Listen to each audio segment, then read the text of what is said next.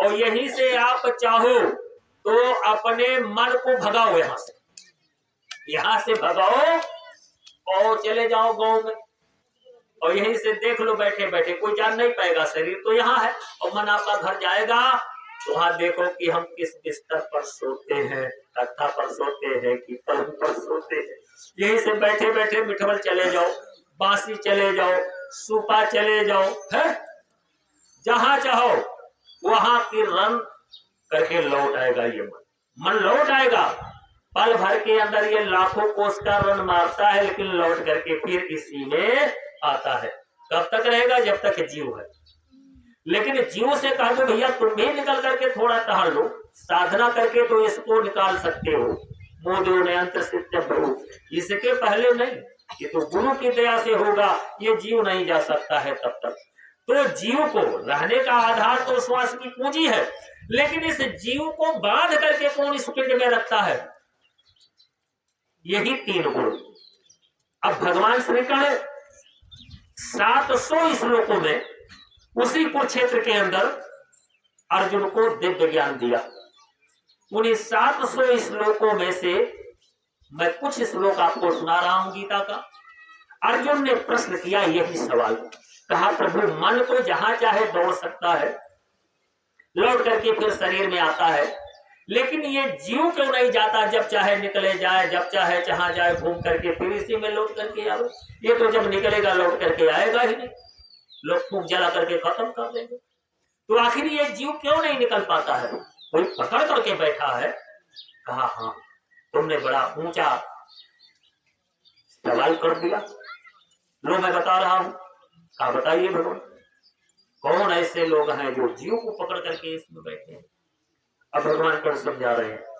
भगवान की वाणी है, सत्वं रजस्तम इति गुणाः, सत्वं रजस्तम इति गुणाः प्रकृत संभवा निबधन्ति महाबाहो देहे देहिनम् वयम्। हे अर्जुन, ये जो मेरी त्रिगुणात्मक शक्ति है, सतो गुण, रजो गुण और तमो गुण, यही इस पिंड में जीव को बांध करके पकड़ करके तीनों बैठे रहते। अच्छा प्रभु, आपने तीन गुणों की बात को बता दिया, लेकिन तीनों में क्या क्या अलग अलग गुण है, तीनों की क्या विशेषता है, मैं अलग अलग समझना चाहता हूं। आपने एक में तो बता दिया, लेकिन तीनों में अलग अलग क्या विशेषता है मुझे ये जानना जरूरी है, तब सच्चा बोध होगा, ज्ञान होगा। हाँ ठीक है, सुनो अब दूसरे सूत्र में क्या बता रहे हैं अर्जुन। सत्यम सुखे संजयति रजः कर्माणि भारत, ज्ञानम आवृत्ति तु तमः प्रमाते संजयत्युत। हे अर्जुन, अगर इस शरीर में सत्व गुण बढ़ जाए तो वह जीव इस दुनिया में किस प्रकार होगा बताओ? जो सतोगुणी संपन्न व्यक्ति होता है, तीनों सबके अंदर तीनों है, लेकिन तीनों में से एक कोई सबके अंदर प्रबल होता है। जो सत्वगुणी प्रधान होता है, सत्वगुण प्रथम स्थान पर होता है, वह व्यक्ति क्रोधी नहीं होता है, जल्दी उसको क्रोध नहीं आता है कि गाली गलौज जरा सी देर में तम आ जाए। ये तो तामस गुण वाले होते हैं, लाख करोगे लेकिन ये नेचुरल है, जरा सी देर में उनको क्रोध आ जाएगा। लेकिन जो सत्वगुणी व्यक्ति है ना, आप दो बात कह दोगे हंस करके टाल जाएगा, आपसे झगड़ा लड़ाई नहीं करेगा। सबसे अच्छा ये माना गया है, बर्दाश्त करने की क्षमता उसके अंदर ज्यादा होती है। भजन भक्ति सत्संग वगैरह में उसका ज्यादा मन लगता है, कहीं भी सुन लेगा जाएगा। यानी सुख अपने घर की तरफ जाने की विधुरत वो तैयारी में जुट जाएगा। सत्वम सुखे संजय, ये सत्व गुण का प्रभाव है। रजः कर्माणि भारत, भारत अर्जुन का एक नाम है। कहा ऐ भारत ए अर्जुन, जिसके अंदर रज गुण प्रबल होता है उसके अंदर ये बात होती है, राज पाट धन दौलत मान बड़ाई, ठीक है।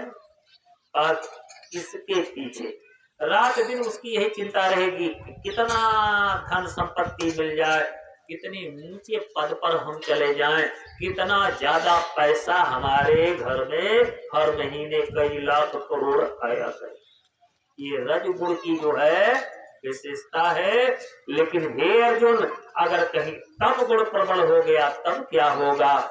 ज्ञानम आवृत्य तू तमः प्रमादे संजय। कितना भी विद्वान हो, कितना भी जानकार हो, कितना भी पहुंच वाला हो, लेकिन जब तम गुण का प्रभाव होगा उसके ऊपर चढ़ जाएगा तो क्षण भर में चेहरा लाल, क्रोध से तमतमा जाएगा, उल्टा सीधा कुछ भी बोल सकता है, उल्टा सीधा कोई भी काम कर सकता है। देखने में शरीर इंसान की, लेकिन रहनी सहनी, खान पान, आचार विचार व्यवहार सब उसका खराब। रावण जैसा विद्वान, उत्तम कुल पुलस्त करनाती, शिव बिरंच पूज्यो बढ़भाती। पुलस्त महाराज का पोता था, विश्वस्वरवा ऋषि का पुत्र था। बाबा का नाम पुलस्त महाराज और पिता का नाम विश्वस्वरवा, माता कैकसी। कैकसी राक्षस कुल की थी।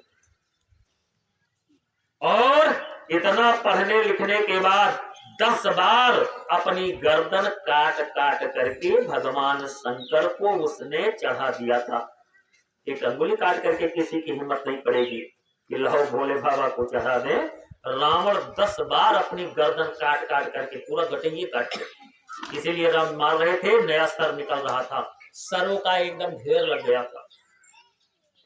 इतना सब कुछ होने के बाद ब्रह्मा जी को प्रकट करके वरदान मांगा था, लेकिन इतना सब कुछ होने के बाद भी उसे क्या कहा गया? राक्षस। आज भी पूरे खानदान को राक्षस ही कहा जाता है। आप देखो, रामलीलाएं जब होती है ना, दशहरा का समय आता है, लाखों पुतले रावण के आज भी जलाए जाते हैं। और राम रावण की जो लड़ाई हुई थी त्रेता में, त्रेता के बाद द्वापर लगा, और द्वापर के बाद आपका ये कलयुग लगा। 5125वां साल अब यही चालू हुआ। गणेश आपा पंचांग में देखेंगे, पहला पन्ना जो कबर है, कबर को जैसे पलटेंगे, कबर बाएं तरफ जो है आप देखेंगे नीचे की तरफ लिखा है पिंगल नाम संवत्सर। ये जो संवत्सर अब की लगा है नया, इस संवत्सर का नाम है पिंगल। और कलयुग कौन सा वर्ष है? 5125वां साल शुरू हुआ कलयुग को लगे। 4 चरण है, एक ही चरण इसका 1,08,000 वर्ष है। पूरा कलयुग 4,32,000 वर्ष लंबा है। अब आप विचारो, इसी कलयुग के प्रथम चरण में कितनी बार आना है और जाना होगा, जब 1,08,000 वर्ष एक चरण है। तो क्यों ना कुछ ऐसा कर लिया जाए कि निकल चलो। तो भगवान कृष्ण ने कहा कि भाई यही त्रिगुणात्मक शक्ति जो है पिंड में बांधे रहती है, लेकिन जब यह जीव बराबर सत्संग में चलेगा, सत्संग में जाने पर दोहरा लाभ होता है। पहला लाभ क्या होता है? फिगर के माध्यम से, फोटो के माध्यम से गुरु महाराज का दर्शन। बघनी गांव बहुत बड़ा गांव है, पंडे उस पार है, इस पार भी है। हर घर में आप जाएंगे या किसी भी गांव में आप जाइए तो घरों में लोग क्या करते हैं? किसी ना किसी भगवान की, किसी ना किसी देवी जी की, है दुर्गा जी की, काली मैया की, हनुमान जी महाराज की, राम जी की, कृष्ण भगवान की, भोले बाबा की, चाहे फोटो हो, तमाम मंदिर बने हैं। लेकिन ये बताओ, लोग नहा धो करके जाते हैं फोटो को सामने तो हाथ जोड़ करके प्रणाम करते हैं, भोले बाबा प्रणाम, राम जी प्रणाम, सीता मैया प्रणाम, कृष्ण भगवान प्रणाम। और वहीं पूछ लो भैया आप किसको प्रणाम कर रहे हो, तो कहेंगे भैया ये देखो ये राम जी हैं, ये सीता जी हैं। अब पूछो कि किसने फोटो खींचा, कहाँ मिले थे ये राम सीता, कहाँ मिले थे, किसने फोटो खींचा? तब क्या कहेंगे? भैया असली नाई तो नकली फोटो है, काल्पनिक है, ये कल्पना करके बनाया गया, लेकिन भाई भाव है, श्रद्धा है, ये राम जी। लोग बताए सुने देखे राम जी है। लेकिन ये फोटो जो आप देख रहे हो ये उसी शरीर से लिया गया फिगर है, फोटो है, जिस शरीर में रह करके गुरु महाराज 60 वर्षों तक हमारे आपके बीच में रहे। 10 जुलाई सन 1952 अर्दली बाजार वाराणसी से परम पूज्य स्वामी जी महाराज लोगों को दर्शन देना, सत्संग देना, नंदान देना शुरू किया। 18 मई 2012 को परम धाम गए। जाने से पहले महाराज जी को फुल ट्रेन कर दिया। आज इसी काम में लगे हैं। तो 60 वर्षों तक हमारे आपके बीच में रहे। भारत का कोई कोना ऐसा नहीं बचा है जहां मालिक के चरण ना पड़े हो प्रेमी भाई बहनों। तो जिस शरीर में थे उसी शरीर से खींचा गया, लिया गया ये फोटो है। तो अगर उन फोटोओं में राम जी, शंकर जी, हनुमान जी नजर आ रहे हैं, भोले बाबा, तो क्या इस फोटो में गुरु जी नजर नहीं आ रहे? भाव होना चाहिए। रामायण के बालकांड में गोस्वामी जी ने लिखा है कि भाव कैसा होना चाहिए कि जाती रही भावना जैसी प्रभु मूरत तिन देखिए तैसी। जाती रही भावना जैसी। तो गुरु को किस भाव से देखना चाहिए? जिस भाव से परम पूज्य गोस्वामी जी महाराज देखे, उस भाव से। गोस्वामी जी महाराज ने अपने गुरु का जब दर्शन किया तो किस भाव से उनका दर्शन किया? रामायण के बालकांड में लिखा है किस भाव से गोस्वामी जी महाराज अपने गुरु जी का दर्शन कर रहे हैं कि बंदहु गुरु पद कंज कृपा सिंधु नर रूप हरि महामोह तम पूंज जासु बचन रवि कर निकर। बंदहु गुरु पद, लेकिन यहाँ गुरु गुरु में भेद है। अर्जुन ने भी पूछा था इस क्वेश्चन को, सवाल को, प्रश्न को, प्रभु गुरु कैसा होना चाहिए? चाहे जिसको चाहे गुरु बना ले तो वह जीव का कल्याण कर लेगा। भगवान कृष्ण ने कहा नहीं, हर कोई जीव का कल्याण नहीं कर सकता है। कहा तो फिर गुरु कैसा होना चाहिए, किसको हम गुरु बना? तब उन्होंने कहा उद्देश्यंत ते ज्ञानम, बड़ा ऊंचा सूत्र है गीता का। उद्देश्यंत ते ज्ञानम ज्ञानिन अस्तत्वदर्शिनः। तत्वदर्शी महात्मा होना चाहिए, शब्द भेदी महात्मा होना चाहिए, काबिल मुर्शिद होना चाहिए। महात्मा पलटू साहब ने ऐसे गुरु के लिए इशारा किया कि गुरु कैसा होना चाहिए। जवाब दिया महात्मा पलटू साहब ने, ध्वनि आने आकाश की सो मेरा गुरुदेव। ध्वनि माने शब्द से जो जोड़ दे हमारा है आपका संबंध, शब्द से, नाम से, इसमें से, साउंड से, उसी से अनंत ब्रह्मांड की रचना हुई है। उस शब्द से ये जोड़ते हैं और शब्द को कैसे पकड़ा जाता है, पूरा तौर तरीका, पूरा मेथड ये बताते हैं। ये जीवात्मा शब्द को आकर के इस काल माया के जो है देश में भूल गई। महात्मा कबीर बता रहे हैं कि वह शब्द ध्वनि उतर तो रही है, पर ये इतने गहरे कुएं में पड़ा है जीव माया के प्रभाव में कि पकड़ नहीं पा रहा है। अब ये जब रमेगा अपने सच्चे घाट पर, भाई जीव का घाट कहाँ है? आज्ञा चक्र में। जीवात्मा यहाँ बैठी है, दोनों आंखों के मध्य भाग में, यहाँ। अब कबीर साहब यही का इशारा कर रहे हैं। क्या कह रहे हैं कि राम चलहो दोनों नैनवा के बीच मुसाफिर। इन्हीं दोनों आंखों के मध्य भाग में रमो, मन को, बुद्धि को, चित्त को लगा करके और यहाँ रमो कि राम चलहो दोनों नैनवा के बीच मुसाफिर। पातर कुइया पताले पानी रेशम लागी डोर हो, रेशम लागी डोर। अरे पातर कुइया पताले पानी रेशम लागी डोर हो, रेशम लागी डोर। भरत भरत मोर कमर पिरानी और गैल रसरिया टूट गैलवा, वही रह गए हो। कहाँ रह गए? माया के देश में गैलवा वो ही रह गए हो दोनों नैनवा के बीच मुसाफिर रामी चला हो दोनों। तो घैला माने इसी घैले के अंदर ये जीव शब्द के द्वारा, रेशम की डोर वही शब्द की डोर है, उसी से उतारा गया यह जीव, लेकिन काल माप करके लाया और संबंध कट हो गया। अब जब यह जीव संत से जुड़ेगा तब ये शब्द भेदनी नामदान देंगे और फिर से कनेक्शन करेंगे। बच्चा थोड़ी तुम मेहनत कर दो, कनेक्शन तो हम कर दे रहे हैं, बस थोड़ा तुमको श्रेय देना चाह रहे हैं। घाट पर बैठो, काम तुम्हारा बन जाएगा। फिर उसको जब पकड़ लोगे चढ़ाई तुम्हारी मैं करवा दूंगा। रूह करे मैं राजकुमार का फूल गुलाबा की सो रोजा अंतर में सात्रिकाबा ला मकान में रब को पावे पलटू दास।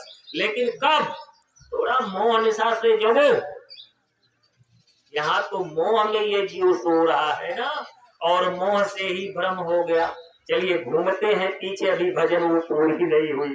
मैं बता रहा था सतो गुण रजो गुण तमो गुण, यही तीनों गुण को महात्मा कबीर साहब ने समधिन कहा है, ये समधि कहा है, और जीवात्मा को समधिन कहा कि समधिन नीरवाड़ो, समधिन नीरवाड़ो आए समधिया तीन जना। लेकिन दिखात कौन है दुइये? उनके रजो गुण तमो गुण, उनके रजो गुण तमो गुण, हे हो सतो गुण लखीना पड़े। यानी ज्यादातर रज और तम यही प्रबल होते हैं, यही दोनों ज्यादा लोगों के अंदर प्रकट रूप में दिखाई दे रहे। सत्गुण क्यों नहीं प्रकट हो रहा है? क्योंकि उस स्थान पर ये जीव जाना ही नहीं चाहता है। वह स्थान है सत्संग स्थल। अब सुनिए आगे भेद खोल दिया है कि उनके रजो गुण तमो गुण, उनके रजो गुण तमो गुण, हे हो सतो गुण लखीना पड़े। चलो सतगुरु सरना, चलो सतगुरु सरना, जहाँ पांच रंगिया के चंवर धुरे। धर्मदास जी की गाड़ी, धर्मदास जी की गाड़ी, साहिब कबीर निर्वाण। निर्वाण माने कैवल्य पद, परम पद। यानी जहां से ये जीव आया वहां ये पहुंचाते हैं। साहिब कबीर निर्वाण करे, धर्मदास महाराज इस बात को कह रहे, उन्हीं की ये वजन है। वहां चलना चाहिए। चलो सतगुरु सरना, जहां पंचरंगिया के चंवर, जहां गुरु का संदेश हो, चाहे गुरु स्वयं मौजूद हो अपने ही बाड़ी में, या किसी को भेज करके संदेश दिलवा रहे, उन्हीं का संदेश मिल रहा है। तो कहाँ मिलता है? सत्संग स्थल में। और यह किनको मिलता है? सबको नहीं मिलता। अरे बघड़ी बहुत बड़ा गांव है, मैं आज से नहीं आ रहा हूँ, 20 साल से आ रहा हूँ। अगर एक एक घर से एक एक प्रेमी आए होते ना, तो यहाँ बैठने की जगह, अब मैंने बलिया तो बढ़ान बा, लेकिन हम जानते हैं आधे बदीवल तो चाहिए पर क्या पता है। लोग सोचे तो है कि अरे चली कंबाइन हेरी बहु कटा हुई बातें की जाई सत्संग सुनी। सबको नहीं मिलता है, लेकिन संत की वाणी क्या कह रही है? जो बड़े भाग्यशाली लोग होते हैं उनको ये लाभ मिलता है। बड़े भाग पाइब सत्संग। अब आगे इसका लाभ बताया कि जो नित्य इसका सेवन करेगा, श्रवण करेगा, क्या परमार्थी लाभ उस पर, क्या ग्रेस, ग्रेस मीन्स प्रसाद, दया, कृपा गुरु की उतरेगी। तो लिख रहे हैं कि बड़े भाग पाइब सत्संगा, और बिना ही प्रयास हो ही भव भंगा। बिना ही प्रयास, उस जीव को ज्यादा मेहनत करना ही नहीं पड़ेगा।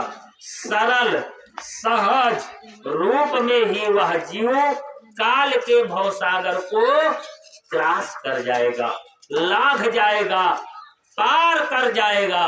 सत्संग का ऐसा प्रभाव बताया। बड़े भाग पाई सत्संगा और बिना ही प्रयास हो ही भव भंगा। फिर आगे लिखा है भक्ति के विषय में कि भक्ति स्वतंत्र सकल सुख खान। समस्त सुख की खान किसको बताया गया?